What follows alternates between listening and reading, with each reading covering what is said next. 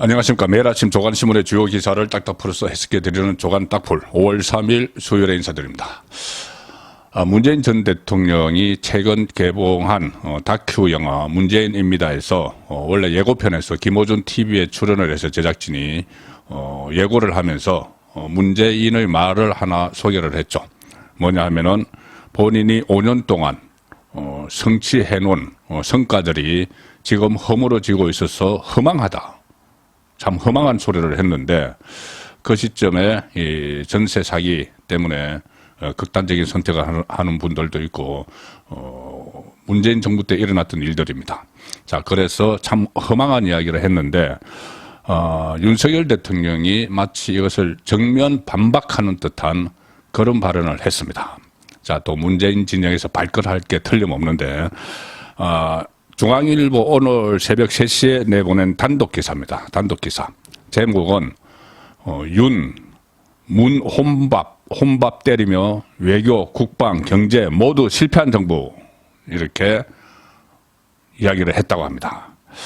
어제 그 7시부터 국민의힘 지도부와 윤석열 대통령이 만찬을 했죠. 대통령실, 용산 대통령실 청사 앞 파인그라스 마당에서 약 2시간 30분 동안 김기현 대표, 윤재욱 원내대표 등 여당 지도부와 만찬을 했는데 이 자리에서 문재인 정부 시절 외교, 국방, 경제 정책에 대한 아쉬움을 드러내며 실패한 정부라고 말했다. 복수의 참석자가 전했다. 이 공식 브리핑된 내용이 아닙니다. 이 새벽 3시에 이 기사가 나왔으니 처음에 11시, 어젯밤 11시에 나왔다가 새벽 3시에 최종 수정을 했는데 이건 밤새 참석자들을 취재를 했다는 겁니다. 어제 참석자가 김기현 대표를 비롯해서 윤재욱 원내대표 그리고 부대표단이 상당히 여러 명이죠. 윤재욱 원내대표 체제가 출범을 했기 때문에 부대표단 그리고 이철규 사무총장 그리고 그 대통령실에서도 사람들이 참석을 했죠. 김대기 비서실장, 이진복 정무수석 쭉 참석을 했는데 공식 대변인 브리핑은 따로 있었습니다. 국회에서 공식 대변인 브리핑에서는 원론적인 언급들이죠. 새로 구성된 원내 지도부가 대통령실, 그러니까 윤석열 대통령의 코멘트를 소개하는 겁니다. 새로 구성된 원내 지도부가 대통령실, 정부와 협력을 잘해달라 이렇게 이야기를 했고 또 미국 방문, 국빈 방문 성과를 설명을 하고 했다. 이 정도 브리핑이 됐는데 중앙일보가 참석자들을 취재를 했는데 복수의 취재, 그러니까는 한 명에게 이야기를 들은 게 아니고 2명 이상에게서 전화로 취재를 하니 이런 말이 나왔다 했기 때문에 상당히 신빙성 있는 이야기입니다. 뭐라고 했냐면은 윤석열 대통령이 이 문재인 정부는 외교나 국방, 경제적으로도 모두 실패한 정부다. 그리고 문재인 전 대통령이 중국 국빈 방문을 할 때 혼밥 논란을 빚었던 일을 거론을 했다. 중국의 국빈 방문까지 해가지고 도대체 이 중국의 고위 당국자와 어떤 그 식사 자리 같은 거, 식사 자리가 그 자체가 중요한 게 아니고 국빈 방문을 했으면 그에 걸맞는 예우를 받아야죠. 그리고 또 문재인은 그때 중국 친화적인 외교에 주력을 했는데. 지금 그런 것도 무너졌다. 이 정치가 5년 동안의 정치가 무너졌다. 그 말 안에 포함이 됐을 겁니다. 윤석열 정부가 한미 동맹을 강화를 하니까. 그런데 본인은 진작 거기 중국 가서 베이징에서 혼자 밥을 먹었죠. 그때 중국 대사와 이렇게 몇 사람이 조촐하게 밥을 먹는 그런 사진이 나왔었습니다. 그래서 혼밥 논란을 일으켰던 일까지 거론을 했는데 이 발언이 갑자기 나온 것은 아니고 그 대화를 하는 과정에서 여당 지도부와 대화를 하는 과정에서 문재인 정부 시절에 탈원전 정책으로 인해서 전기료 인상 압박이 커지는 등 참 국민 생활이 어렵다. 이 탈원전 정책이 이 국민 생활을 힘들게 했다. 이런 대화를 나누는 과정에서 나왔다는 이야기입니다. 탈원전 정책뿐이 아니고 윤석열 대통령이 문재인 정부는 외교나 국방, 경제적으로도 모두 실패한 정부다. 자, 이렇게 이야기를 했다는 것이죠. 이 기사를 보고 다른 언론이 장동혁, 어제 브리핑을 한 그 자리에 참석했던 장동혁 원내 대변인에게 실제로 이런 이야기가 있었느냐 이렇게 물어봤다고 합니다. 물어봤다고 하니까 장동혁 원내 대변인은 그런 말씀은 하지 않았다. 그런 말은 나오지 않았다. 이렇게 이야기를 했는데 이것은 일단 수위 조절을 하는 거죠. 이 비공식 자리에서 나온 이야기이기 때문에 이것을 뭐 이슈화 시키는 것을 좀 부담스러워 하는 거죠. 그런데 조금 전에 말씀드린 대로 중앙일보가 복수의 관계자를 취재를 했으면은 이런 취지의 이야기를 한 것은 맞는 것 같습니다. 대통령 국민의힘에서 일단 수위 조절을 했지만 문재인 쪽에서 발끈하겠죠. 자, 그렇지만 얼마 전에 본인이 이야기했다가 지금 그 다큐에서는 뭐 설거번에 또 빠졌다고 합니다. 실제 개봉된 다큐에서는 그 5년간의 정치가 무너져서 허망하다 이 말이 실제에서는 빠졌는데 그전에 김호준 TV에서는 나와서 그 다큐 영화를 김호준 프로그램에서 유튜브인가요? 뭐 거기서 나와서 다큐를 홍보를 하면서 그것을 살짝 그 맛배기로 내보냈는데 역풍이 일어서 그랬는지 당신 때 그 문재인 정부 5년 때는 도대체 한 게 뭔데 그런 말을 하느냐 막 그런 그 역풍이 불어서 그런지 실제 다큐에서는 그 부분은 뺐는데 또 다른 출연자가 그와 비슷한 말을 했다고도 합니다.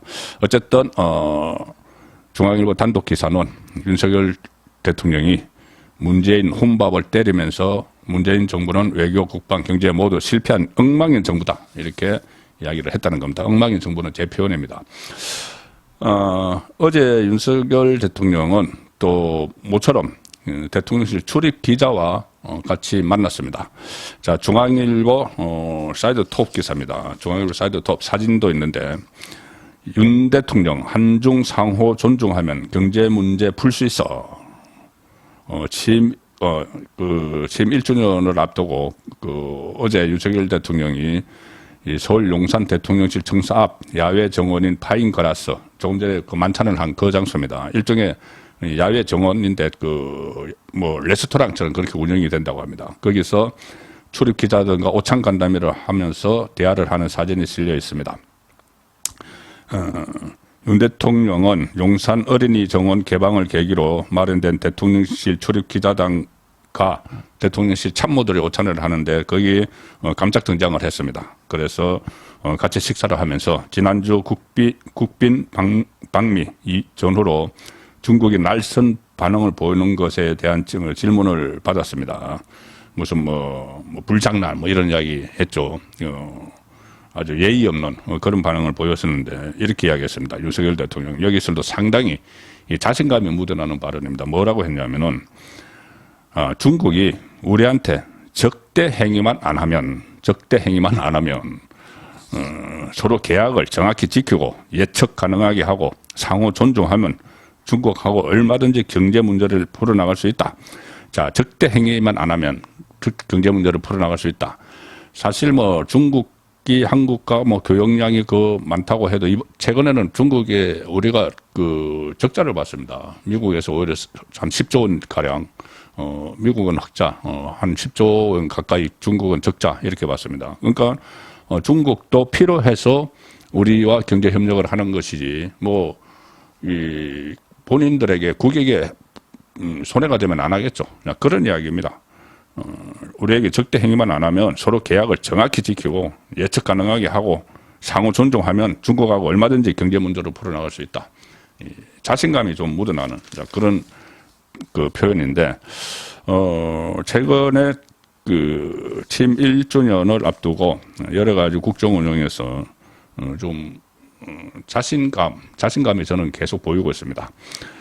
동아일보 보시면 어제 제가 소개해드린 국민일보 기사와 비슷한 건데 동아일보 오면 기사 보시면 5말 6초 건영세 등 소폭 개각 검토 연말까지 2, 3차 개각 가능성 2차, 3차 연말까지 순차적으로 개각을 한다는 겁니다. 자, 그래서 고위 관계자는 꼭 필요한 부처 대상으로 한다. 그래서 건영세 내년 총선 출마 가능성 대통령실 조직 개편도 이어질 듯 김은혜 홍보수석, 강성규 시민사회 수석 등 출마 거론 원래 국회의원들 출신이기 때문에 출마를 하려면은 지금 좀 나와야죠. 한 1년 남았으니까는. 그래서 용산 대통령실 참모들도 내년 총선 때문에 교체될 가능성이 있고 개각도 순차적으로 이루어진다는 겁니다. 대통령실을 중심으로 장관 후보군을 물색해서 이미 압축을 했고 검증 작업도 진행 중이다. 상당히 진도가 빨리 나가는 것 같습니다. 그러니까 이 과정에서 검증을 하고 하는 과정에서 어제 국민일보가 5말 6초, 5말 6월 초 개각 이야기를 일면 톱으로 썼고 오늘 동아일보도 보도를 하는 것이죠. 윤석열 대통령도 그런 취지의 말을 얼핏 내비쳤습니다. 조금 전에 말씀드린 출입기자단 오찬 간담회에서 이렇게 이야기했습니다. 변화의 속도가 느린 부분은 다음 1년에는 속도를 더 내고 또 변화의 방향을 조금 더 수정해야 되는 것은 수정하고 이렇게 할 생각이다. 자, 방향을 수정을 하려면은 사람을 바꿔야 되겠죠. 자, 그래서 이 개각이 예상이 되는데 그렇다고 국면 전환용 보여주기식 쇄신이 아니라 꼭 필요한 부처에 한해 소규모 개편을 염두에 두고 있다. 이 관측이 나옵니다. 그래서 어제 제가 근영세뿐이 아니고 원희룡, 이 박진 그리고 한동훈 법무부 장관도 개각 대상에 포함될 수 있다고 했는데 동아일보 취재로는 이번에 포함되는 될 가능성보다는 2차, 3차 개각 가능성, 2차, 3차 후순위 개각에 포함이 될 거라는 내용이 있습니다. 이 내년 총선 출마자로 거론되고 있는 추경호 부총리 겸 기획재정부 장관, 한동훈 법무부 장관, 원희룡 국토교통부 장관은 일단 이번 개각 대상에서 포함되지 않을 가능성이 높은 것으로 알려졌다. 이들은 연말에 교체될 가능성이 있는 것으로 전해졌다. 자, 그리고 박진 외교부 장관도 총선 출마를 위해 교체 대상으로는 거론되고 있지만 당장 교체는 어렵다는 분위기다. 당초 조태용 국가안보실장이 박진 장관의 후임 후보로 거론됐지만 주미 대사를 하다가 국가안보실장으로 급히 발령나는 바람에 외교부 장관 후임이 마땅치 않다. 자, 그래서 이런저런 사정들을 다 감안해서 순차적으로 개각을 하겠죠. 연말까지 가면은 총선이 내년 4월 달이니까 거의 마지노선이 됩니다. 그래서 지켜봐야 되겠지만 윤석열 대통령이 그리는 큰 그림도 중요하지만 이 각자 본인들의 선택도 무시할 수 없는 변수가 될 수가 있죠.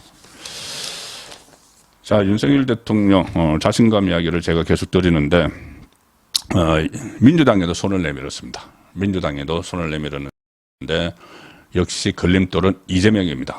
피고인 이재명, 피의자 이재명, 수사대상 이재명, 체포동의안이 제출됐던 이재명이 당대표로 있기 때문에 이게 제대로 안 됩니다. 중앙일보 사면 하단 기사입니다. 박광온 민주당 원내대표죠. 이재명 대표가 먼저 대통령 여야 원내대표 회동 거절,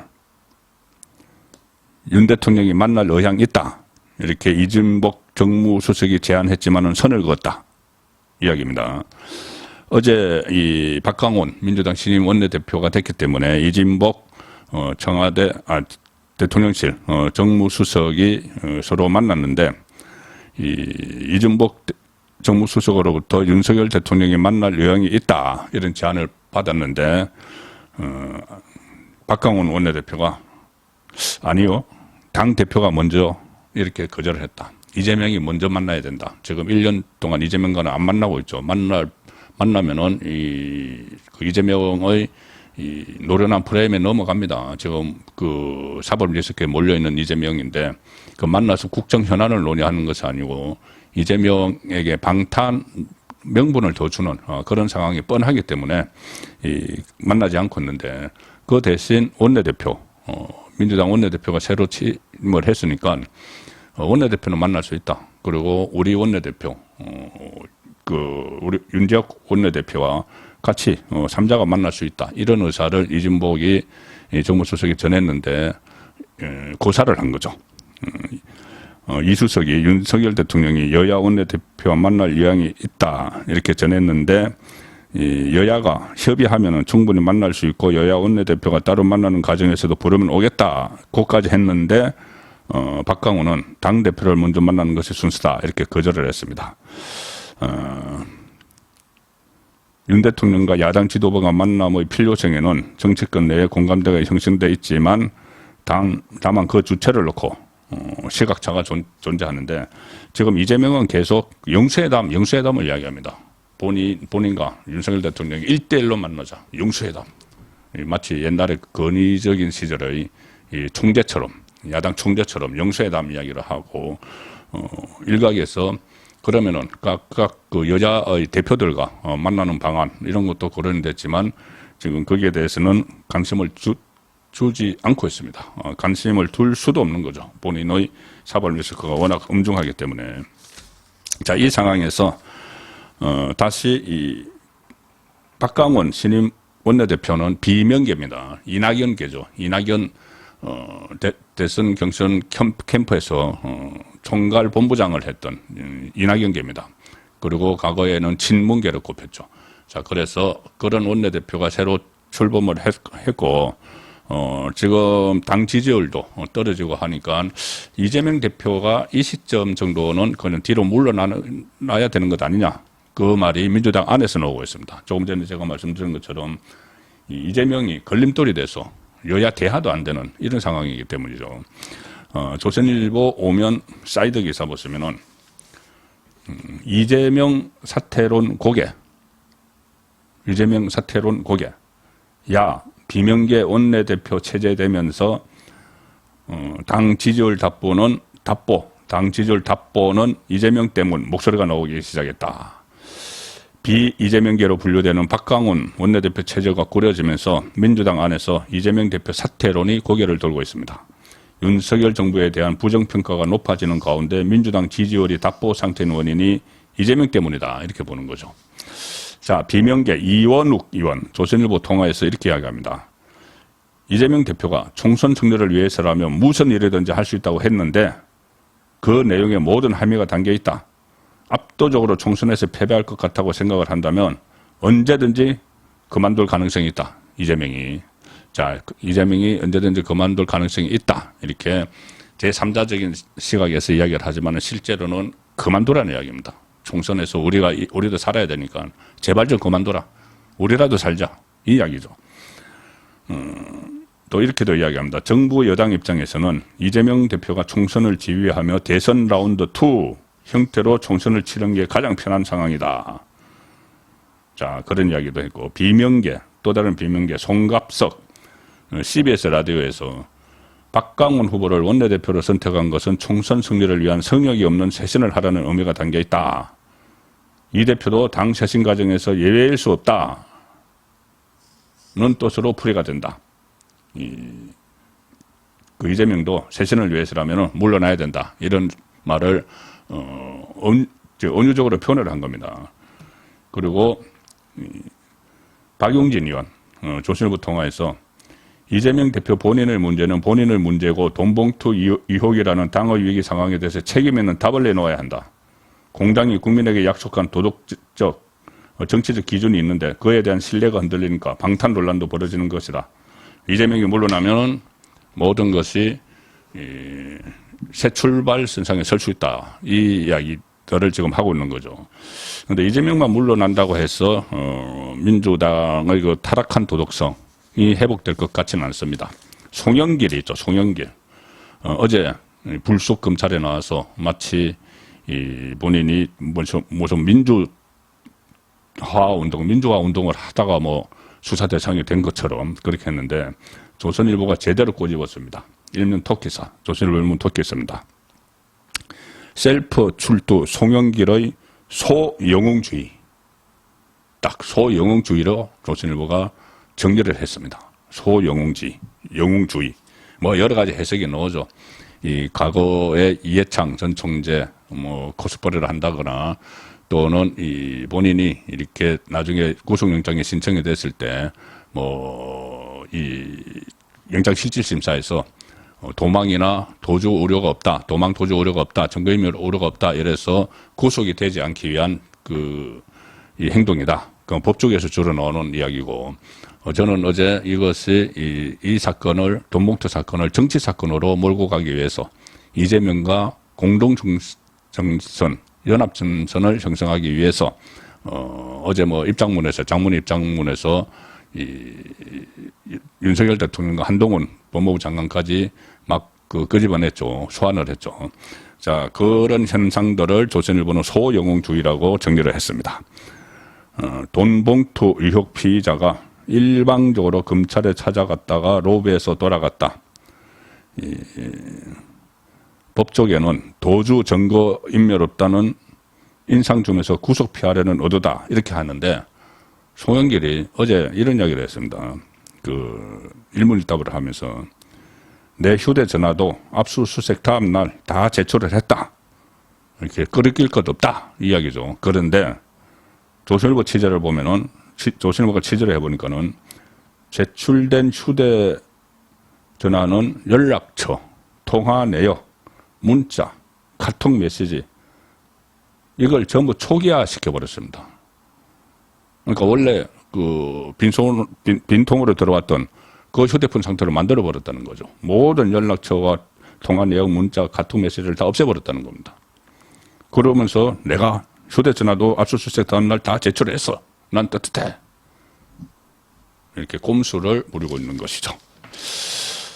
자, 어제 또 유동규 씨 이야기도 화제가 됐습니다. 유동규 씨가 어제 정진상 이 재판에 증인으로 출석을 했는데, 과거에 유동규, 정진상, 김용 이 사람들이 이 도원 결의를 맺어서 삼국지처럼 도원 결의를 맺어서 이재명 대통령 만들자, 그리고 대한민국을 먹자, 그러면서 형님 하면서 룸사롱도 수시로 드나들고 그런 이야기가 계속 나왔었죠. 자, 그런데 어제 유동규 정진상에게 폭발했습니다. 조선일보 사회면 사이드 기사입니다. 유동규, 정진상 씨 이렇게 해도 되나? 정진상 측에서 검찰 회유를 거론하자 격분했다. 유동규 씨, 정진상 씨, 그 전에 이재명에게도 이재명 씨 그렇게 했었죠. 나중에 시장님하고 또 맞췄지만, 대장동 사건과 관련한 2일 재판에서 유동규 씨가 이재명 민주당 대표의 측근 정진상 씨에게 정진상 씨 이렇게 해도 되겠느냐, 이렇게 해서 되겠느냐, 왜 이래, 이렇게 이야기를 했다는 겁니다. 어제 재판은 정진상이 대장동 사업 편의 제공 등에 대한 대가로 유동규에게서 2억 4천만 원의 뇌물을 받았다는 혐의 때, 물론 돈은 대장동 민간업자들에게서 왔죠. 남욱 변호사를 비롯해서. 그 혐의인데, 정진상 변호인이 정인으로 출석한 유동규를 거칠게 몰아붙였습니다. 검찰의 유도 질문에 따라 진술을 한 거 아니냐, 이렇게 하고, 당시 돈을 건넨 상황을 믿음직하게 보이기 위해 진술을 연출한 것이 아니냐, 너무 드라마틱하다. 유동규가 정진상 집에 가서 돈을 주면서 그 거실의 모습을 이야기를 하고, 또 사무실로 정진상이 와서 돈을 가져가고 그런 이야기들이 있었죠. 그리고 일식집에서 밥을 먹다가 나무과 밥을 먹다가 옆방에 기다리고 있던 정진상, 김용혁에게 돈을 갖다 줬다, 이런 이야기들이, 그거 너무 드라마틱한 거 아니야? 그게 사실이야? 이런 식으로 유동규를 거짓말장이로 몰아붙인 겁니다.